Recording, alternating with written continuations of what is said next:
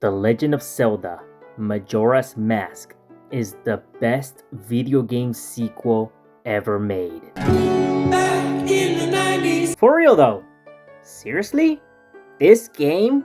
So many fantastic sequels like Uncharted 2, God of War 3, Mario Galaxy 2, Red Dead Redemption 2, Portal 2, Silent Hill 2, Left 4 Dead 2. So many 2s, oh my god. And you chose the Nintendo 64 game from over 25 years ago? Yes. Yes, I did. So yeah, here's the thing. I had this video planned for 2025 because that was the 25th anniversary for this game. But I had a huge problem. The video file got corrupted and I decided to give up on this video. Until recently where I was searching my old scripts and I was like, hey look! Majora's Mask! Let's see if I agree with everything I said here. I still do. Kind of. So, yeah. Sorry this video took so long to make. But, we're finally here. We're finally talking about one of my favorite video games of all time. Majora's Mask. I always enjoy my time whenever I get to play one of my favorite video games ever. And this video is probably gonna be the same. This game is neck and neck with Ocarina of Time for my favorite Zelda game ever. And in 2025, this game finally reached its 25th anniversary. And to think that this game was made in less than 2 years. Yeah, we all know about the story. But just in case you don't know about it, here's what's up. Miyamoto-san did not want to make a new Zelda game. He just wanted to make Ocarina of Time 2.0. Basically a second quest, just like in the original Zelda game, but harder. Aonuma was like, nuh-uh, so Miyamoto was like, okay you little shit, you have less than 2 years to make a new game. And so, Aonuma and the team went on a quest to make Majora's Mask. To be fair, Miyamoto gave them the idea of going back in time, I think. It's honestly kind of insane that a game like this was made with so little time. It's always my favorite games that have such a tight schedule. Final Fantasy VI was made in a year too, so I'm noticing a pattern here. It's kind of funny how the story of how this game was made goes so well with the main themes of this game. More on that later. This video won't be much about the themes or a full-on analysis about a specific character or side quest. This will be more about my personal experience with the game, speaking my thoughts and feelings on it, in case, you know, you couldn't tell with my other videos. Here we go. Let's talk about The Legend of Zelda Majora's Mask. But before that, let me tell you my history with this game, because I have quite the history with it. So like I said that one time, I got into the Zelda series around 2016. My first Zelda game was the original all the way back when I was a child. I did not understand it and never got into the series. And what a first game that was. Years later, I played Ocarina of Time, and I was like, I get it. And I haven't looked back since. This one time when I was emulating N64 games, I decided to do that for Majora's Mask, and I never got to beat it. I was kind of confused, and the stress of having the moon looking at me was a bit too much. Not until the year 2021. I was going through some stuff by that time, so I won't get into it. But I finally got to play the game again. And this time, I wouldn't puss out, and I would beat it. Funny enough, I played the game around the last week of October, meaning that I beat the game on Halloween. That was actually really cool. And back then, I used to think that it was a great game, but it wasn't fantastic. That was because I was dumb. Almost 5 years after beating it for the first time, I finally get to talk about it in a full-fledged video. And let's just say, it's been kind of overwhelming to say the least. This isn't like the Sonic Forces video of last year, where I could talk mad shit about it and fit it naturally because it's forced. Get it? Forced? Forces? No. This is Majora's Mask we're talking about. One of my favorite video games ever. Writing the script for this was really hard for me, because what can I say about the game? What can I add? Will it even matter what I say? I think that's enough IRL existential dread for now. Why don't we talk about the fantastic story of Majora's Mask, which is one of my favorites, maybe my favorite in the series as well. Our story begins with a quick refresher of the last game, Ocarina of Time. Link defeated Ganondorf and went back to his timeline. After that, he told on Ganondorf and Hyrule was saved. Hooray! So, now what? Well, Link goes off to look for an old friend, Navi. While in the forest, two fairies attack Epona and knock Link down. Not long after, the main villain of the game shows up, the Skull Kid, wearing a mask. I like how we went from basically Satan to a kid. The Skull Kid takes the ocarina from Link, but as soon as Link wakes up, he chases after the Skull Kid. During that chase, Link follows the kid towards a cave, and so, Link falls to his death. Nah, not really, but he is tripping Mayor balls. Wait, does that mean that he's dying? Once he reaches the bottom, we haven't even started the game and we're already traumatizing Link even more.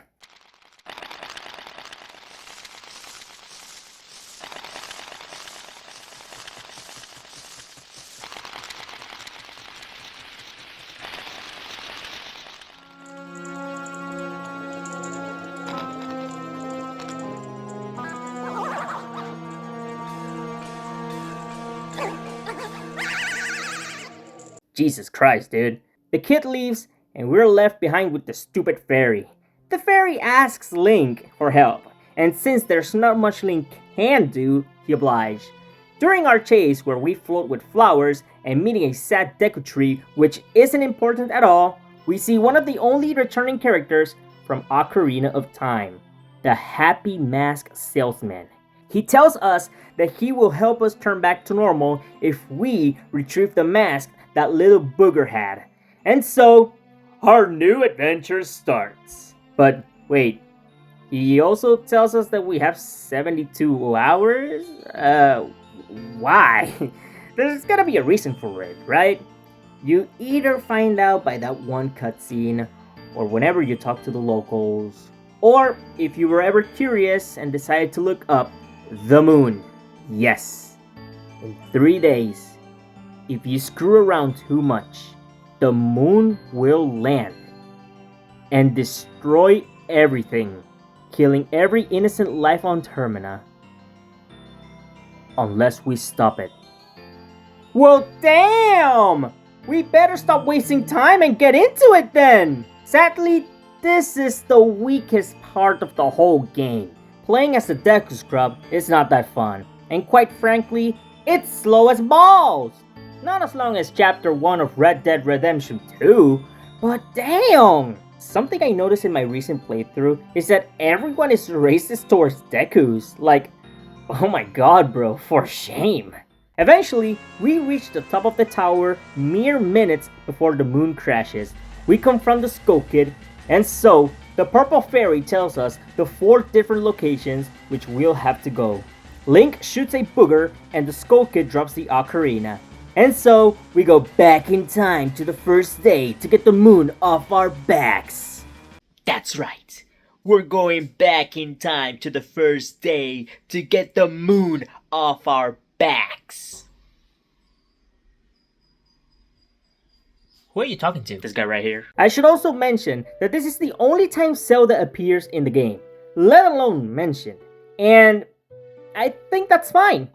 There was no way to have Zelda in this game without it being convoluted and all over the place. Anyway, Link goes back to the tower and is teach the Song of Healing, having him go back to normal.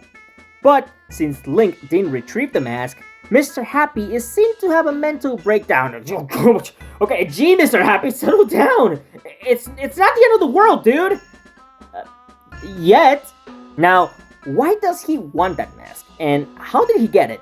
Well, it's not really explained how he got it, but we have an idea of why he desperately wants it.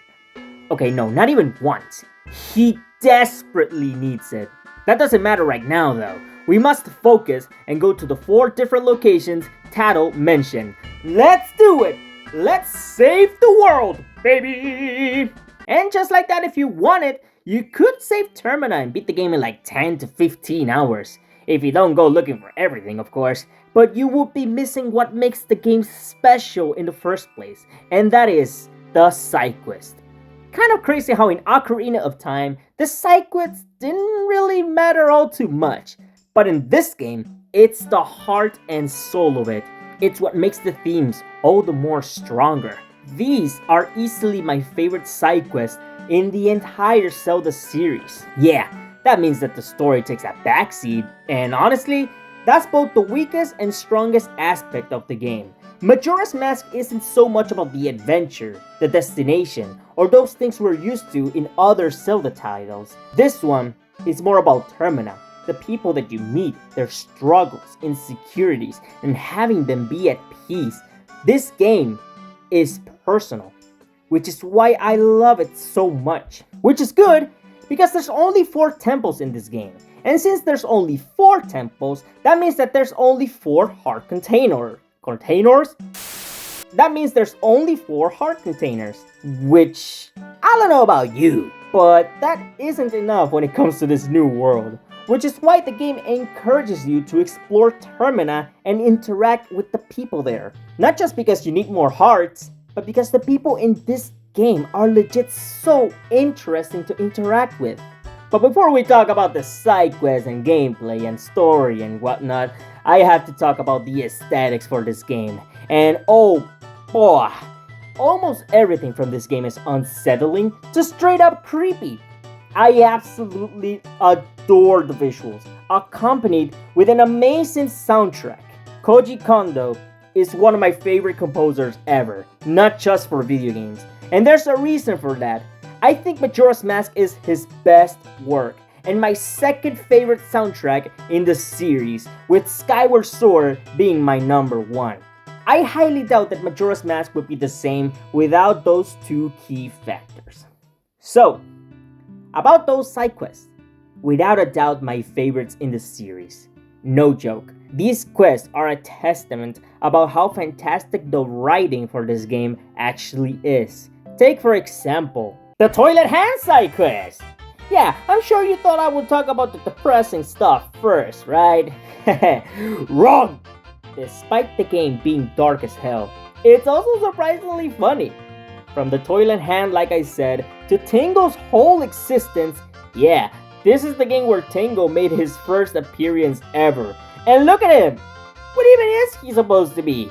He's so weird. He doesn't even look like he belongs in either Termina or Hyrule. His design is so peak, and unlike another incarnation of the character, he's semi-normal, and is sorta tragic if you talk to his father. But yeah, the side quests are peak, but more on that later. Speaking of funny, can I just say how funny it is that the Ocarina is more useful in this game than it was in the titular Ocarina of Time? In Ocarina of Time, it's used to solve puzzles and whatnot, but in this game, it's a lifesaver, to put it mildly. How does time work in Majora? Well, it's very simple. One day in Termina is around 18 minutes in real life. I counted. 18 times 3 is 54, meaning that you have less than an hour to save the world. Thankfully, if you play the Song of Time in reverse, it doubles, if not triples, the amount of time. And thank God.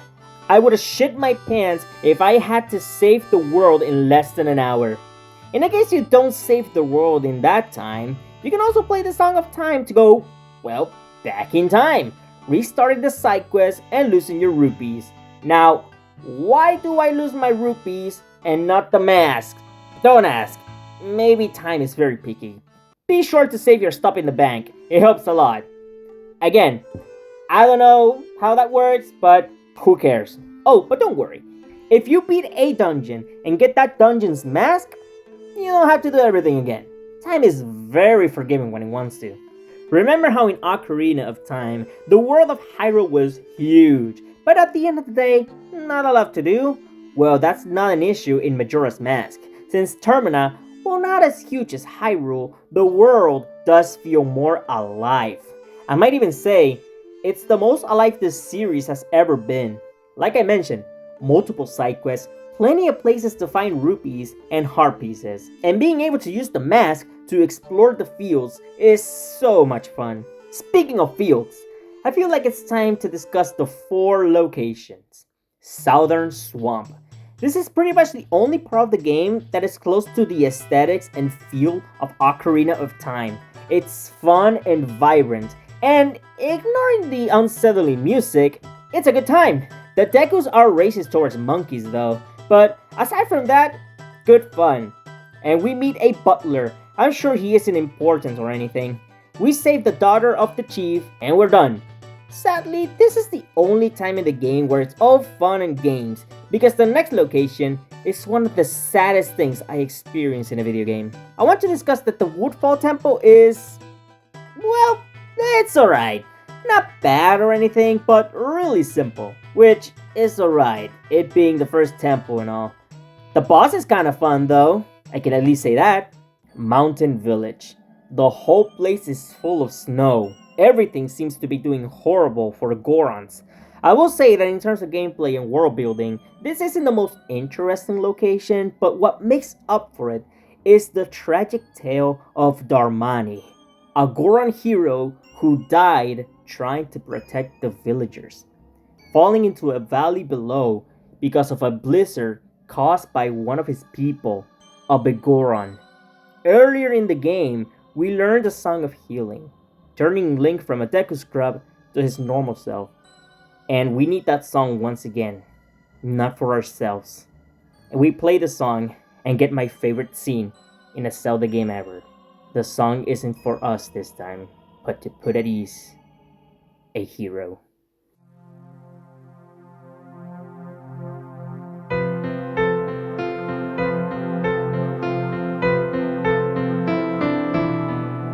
This scene gives me chills. Seeing Romani pass on to the other side with a smile on his face, seeing the people he tried to protect, is so beautifully haunting. There's more moments like this that are expertly written, but we'll get there in a bit. Snowhead Temple is, in my opinion, a pretty niche temple.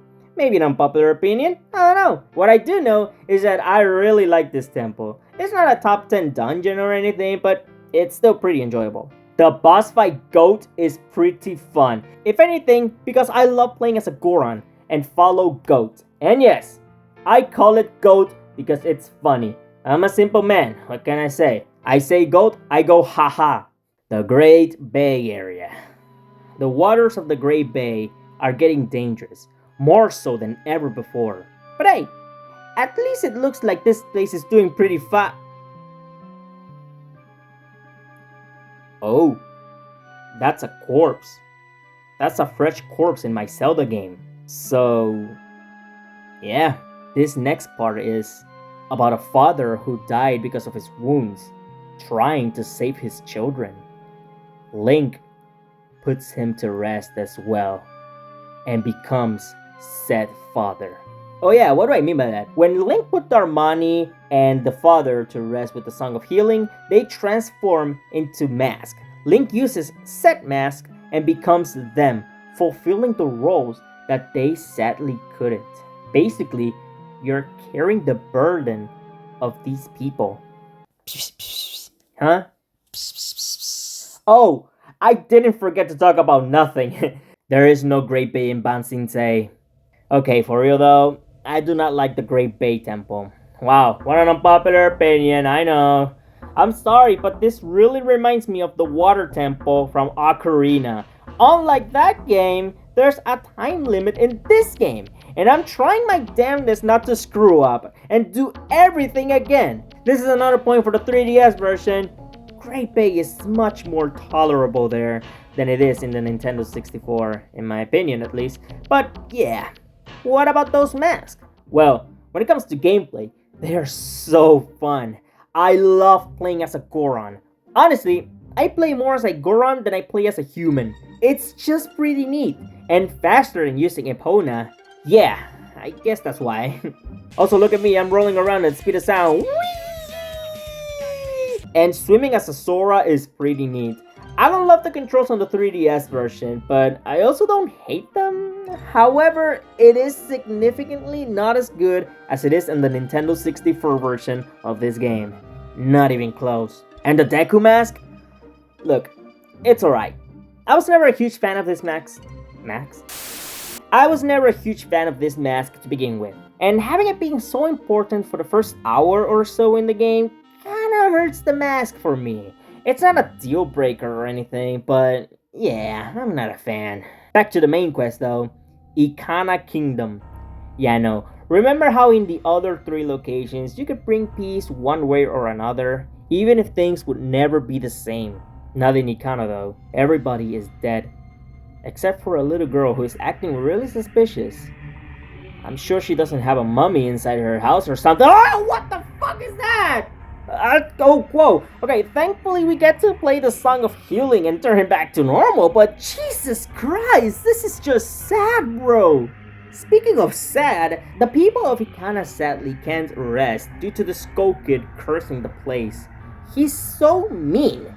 At the very least, Link gets to break the curse and puts every ghost and skeleton in this place to sleep. The main quest of Majora's Mask is fantastic, one of the best in the series, and kind of underrated since what people tend to focus on the most is the side quests. And don't get me wrong, they're obviously fantastic, but I really wish people talk more about the main quest. It's not about destiny to stop a bigger evil. It's not about finding a legendary sword. It's not even about the titular character Zelda. It's about putting people at ease and let them rest. It's about the legacy you live in this world. It's about, well, life. Which is why people adore this game and its side quest. And with that, I can transition into the side quest that really made the game. For example, the Kuko Shack Chick side quest! You may think it's not that important, but believe me when I tell you that it will make your life more bearable. This might be the most important side quest in the history of video games. It's a test of patience, but if you're patient enough, you'll persevere and get the bunny hood. Don't let its cute design trick you though. You may look like a furry, but you're faster whenever you're playing as Link. It is really convenient and useful.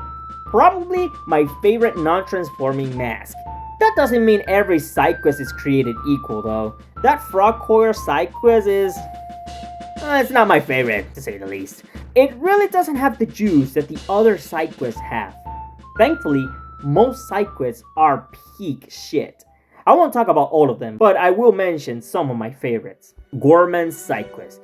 Due to the festival being cancelled because of the moon, and Lulu losing her voice, that was not on purpose, he spends his time at a milk bar, depressed, drowning in his sorrows, while he drinks his life away. Gorman regrets his decision of abandoning what truly matters in order to enter the world of showbiz, abandoning his brothers, his farm, everything that he truly needed and wanted, for nothing. So we as Link get up on the stage and play the Ballad of the Windfish.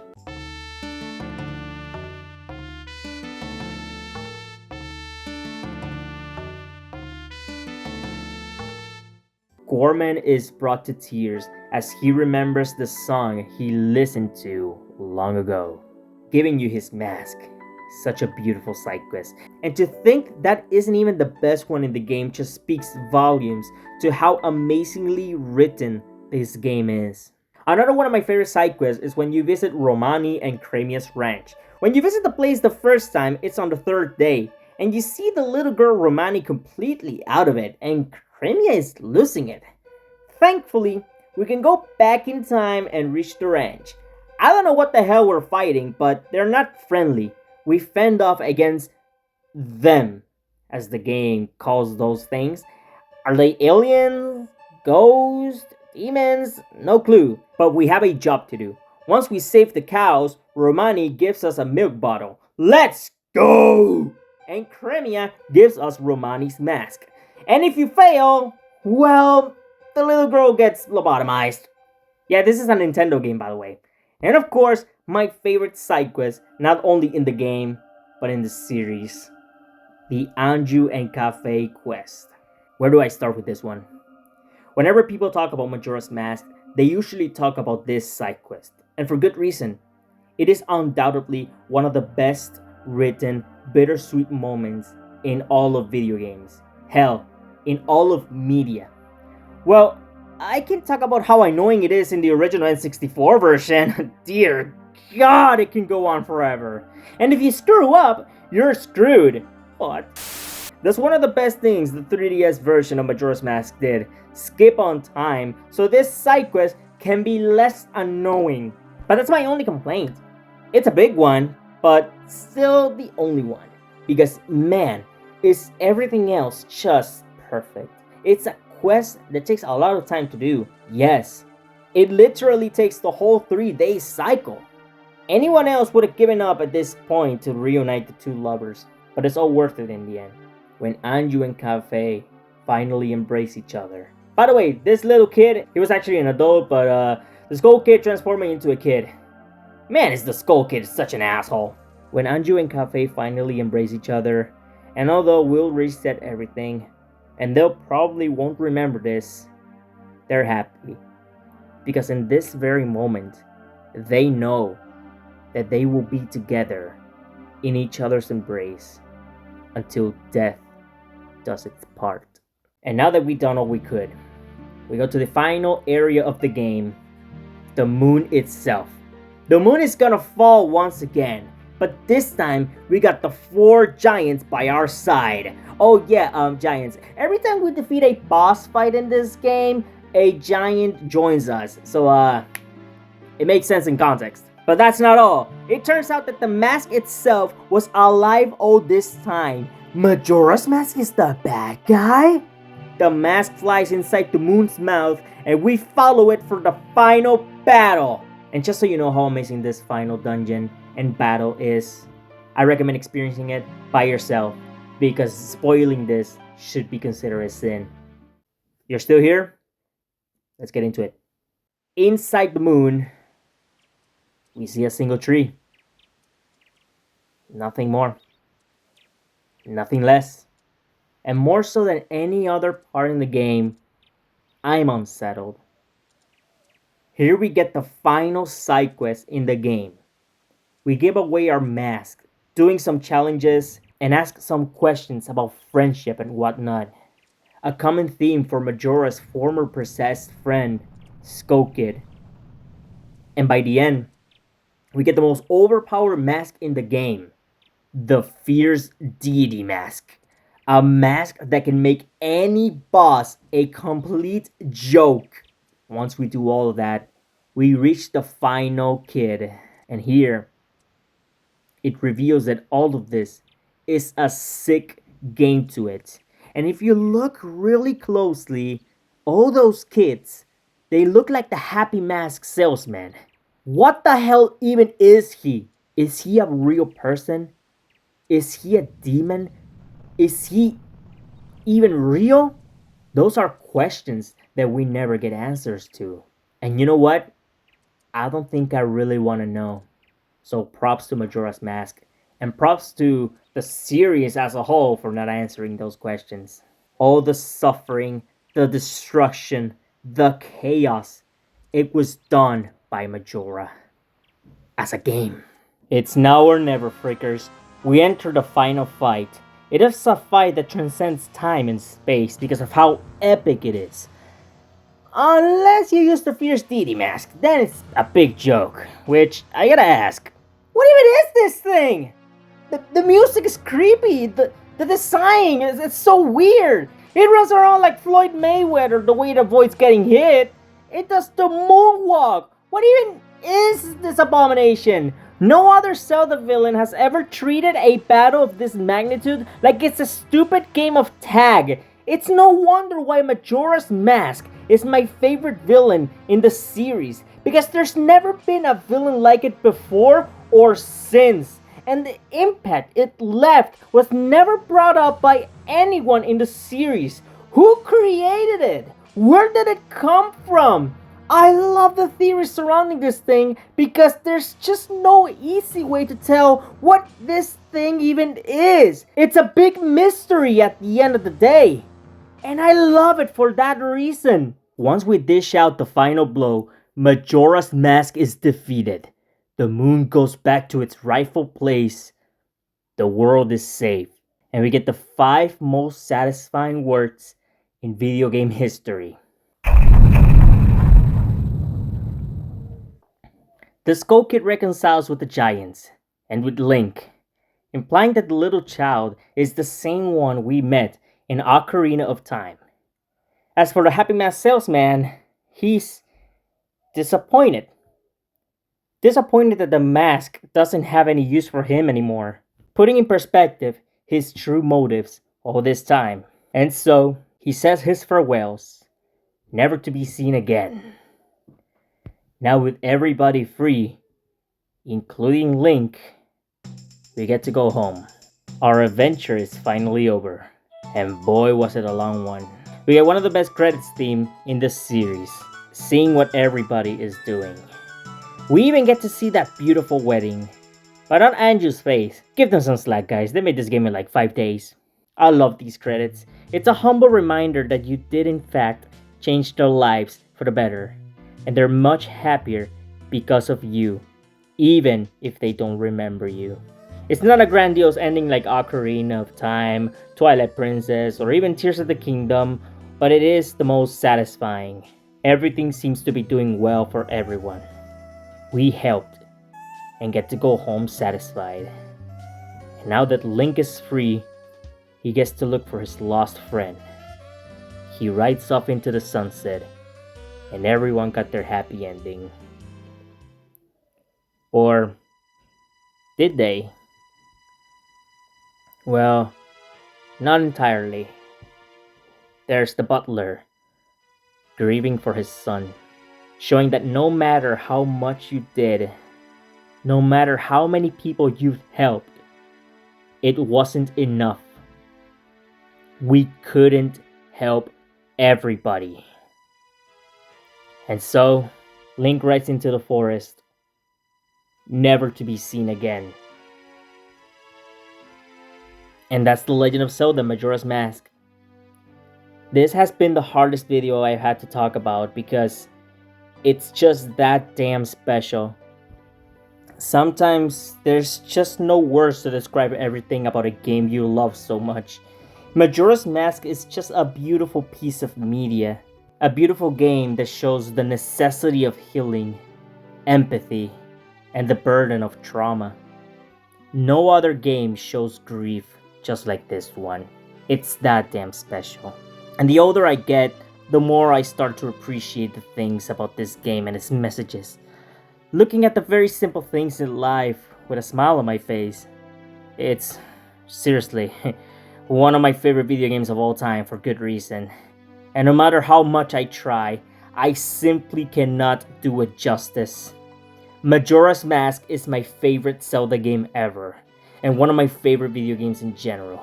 The cast is fantastic, the gameplay is fun, the masks are great, Tango, it all just comes together in a crescendo of a game that is just unlike any other. And although it isn't exactly what you expect out of a sequel to Ocarina of Time, it somehow manages to be more profound, darker, richer, tragic, funnier, and overall, a nearly perfect video game. That never happens. It's a miracle this game ended up being as good as it is. Without a doubt, a special game. For the third time in this channel, a 10 out of 10 game. And it's kinda crazy how this game is now over 25 years old. God, can time go slower? But seriously, I'm Shunk the Hunk, and thank you for watching this video. I'll see you in the next one. Good night. Goodbye.